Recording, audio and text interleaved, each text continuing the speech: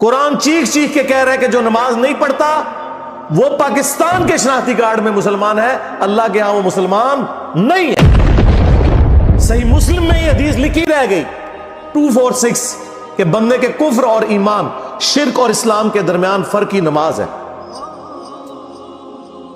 یہ حدیث مسلم میں ہی لکھی رہ گئی کہ ابن مسعود رضی اللہ تعالیٰ عنہ کہتے ہیں کہ جماعت کے ساتھ نماز پڑھنا یہ سنت خدا ہے، یہ تمہارے نبی کی وہ سنت ہے جو اللہ نے انہیں عطا کی، اگر اسے چھوڑ دو گے تو برباد ہو جاؤ گے۔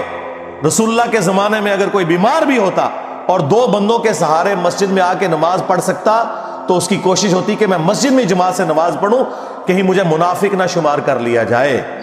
جماعت چھوڑنے پر رسول اللہ کے زمانے میں سمجھا جاتا تھا صلی اللہ علیہ وآلہ وسلم کہ بندہ منافق ہے۔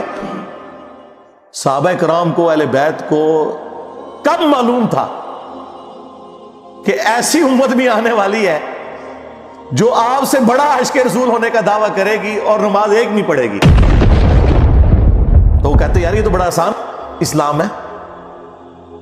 تو یہ حدیثیں تو مسلم شریف میں لکھی رہ گئی، پریکٹیکلی کس نے عمل کیا اس کے اوپر؟ یہ حدیث ترمذی میں لکھی رہ گئی کہ ہمارا اور منافقین کا عہد نماز کی بنیاد پہ ہے، جس نے نماز چھوڑی اس نے کفر کیا۔ یہ صحابہ کرام علیہم رضوان کا فتویٰ ترمذی میں ہی رہ گیا۔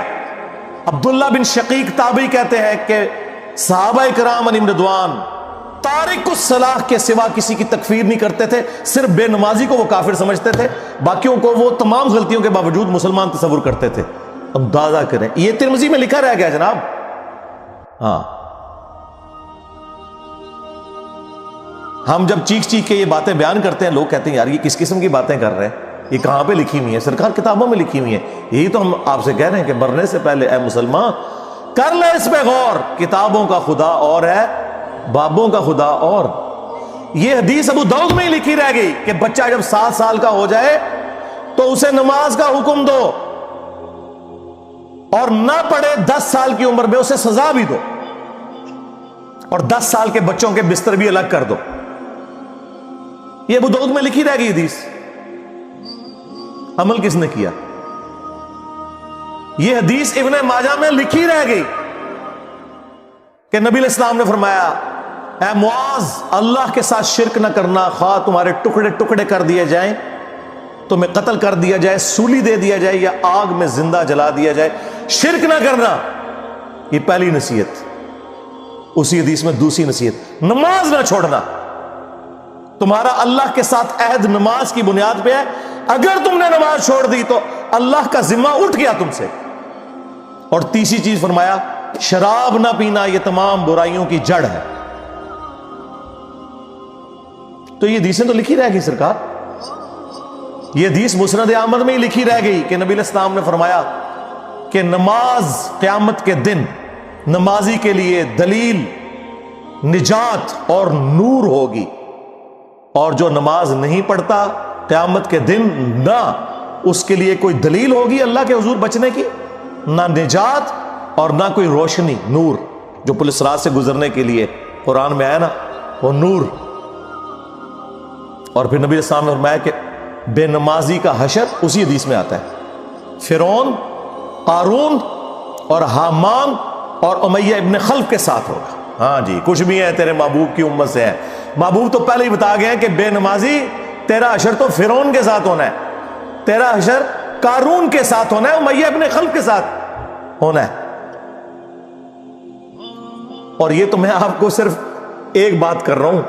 اب اگر میں قرآن کی توحید بیان کرنا شروع کروں تو قرآن کے پہلے صفحے کا ٹیسٹ دنیا کے کروڑوں مسلمان پاس نہیں کر سکتے۔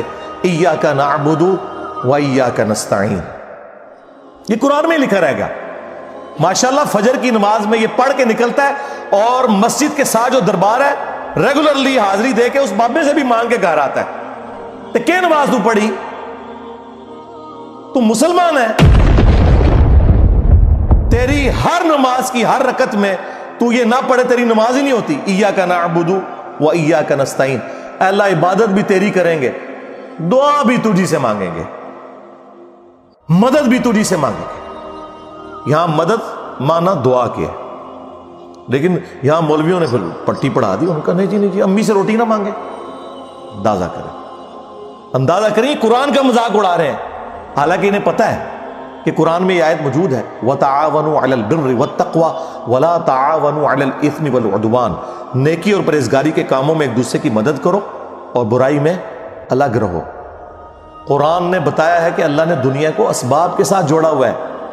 یہاں ایاک نستعین میں دعا کے اعتبار سے بتایا جا رہا تھا کہ غیر اللہ سے نہیں کرنی، ظاہری اسباب کا تو قرآن میں حکم ہے. لیکن دیکھ لیں، اور پھر جس شان سے اللہ تعالیٰ نے سورۃ النمل میں ذکر کیا، حیران کن بات آپ کو بتاؤں، اہل تشیع کے ہاں صبح و شام کی دعاؤں میں، سنت اذکار میں سورۃ النمل کی آیت نمبر 62 پڑھی جاتی ہے. ترجمہ نہیں کبھی کسی نے پڑھا. اور ہمارے جن اسٹوڈنٹس نے پڑھا جو شیعہ مکتب سے تعلق رکھتے تھے، کیونکہ میں نے اس آیت کو اتنی دفعہ کوٹ کیا، انہوں نے کہا ہم تو یہ صبح شام پڑھتے ہیں، ترجمہ پڑھا تو انہوں نے کہا یار یہ آیت پڑھ کے بھی سب سے زیادہ شرک ہم کر رہے تھے. کیونکہ اس آیت کے اندر کیا لکھا ہے؟ اَمَّن يُجِيبُ الْمُضْطَرَّ اِذَا دَعَا، بھلا بتاؤ کون ہے جو تکلیف میں گھرے ہوئے شخص کی فریاد کو سنتا ہے، وَيَكْشِفُ السُّوءَ، اور اس سے اس کی برائی کو، تکلیف کو دور کر دیتا ہے، وَيَجْعَلُكُمْ خُلَفَاءَ الْأَرْضِ، اور تمہیں اگلوں کا خلیفہ کرتا ہے زمین پر، تمہارے ماں باپ کے مرنے کے بعد تم، تمہارے مرنے کے بعد تمہاری اولاد کو. اَإِلَٰهٌ مَّعَ اللَّهِ، کیا اللہ کے ساتھ کوئی اور معبود بھی ہے؟ قَلِيلًا مَّا تَذَكَّرُونَ، لیکن بہت کم ہی تم نصیحت حاصل کرتے ہو. بالکل صدق اللہ العظیم، بہت کم لوگوں نے نصیحت حاصل کی. اس آیت میں کلیئر کٹ لکھا ہے کہ جو اللہ کے سوا کسی اور سے دعا کرتا ہے گویا وہ اسے خدا بنائے ہوئے ہے. یا علی مدد کا مطلب سادہ نہیں ہے، اس کا مطلب ہے کہ آپ نے مولا علی کو اللہ کے مقابلے پر خدا تصور کر دیا. نہیں جی ہم تو انہیں اللہ کا بندہ مانتے ہیں. نہیں جناب، قرآن تو یہ کہتا ہے کہ اللہ کا بندہ مان کے یا بغیر بندہ مان کے. جب تمہارا یہ عقیدہ ہے کہ اللہ کے سوا کوئی تمہاری تکلیف دور کر سکتا ہے، جی پیچھے اللہ ہی ہے. اچھا اللہ پیچھے رکھنا ہے اس نے؟ یہ دیکھیں حدیث میں لکھا ہوا ہے نماز کا طریقہ. اور نہیں جی ہمارے امام صاحب نے بھی تو وہی کچھ بتایا نا، پیچھے تھے اتنے بھی نبی علیہ السلام نے. نبی علیہ السلام پیچھے رکھنے کے لیے؟ میرے نبی صاحب ہے ہی کوئی نہیں، تیرے بابے تھے شاہ ہی کوئی نہیں. اللہ پیچھے، رسول پیچھے، آگے تمہارے بابے.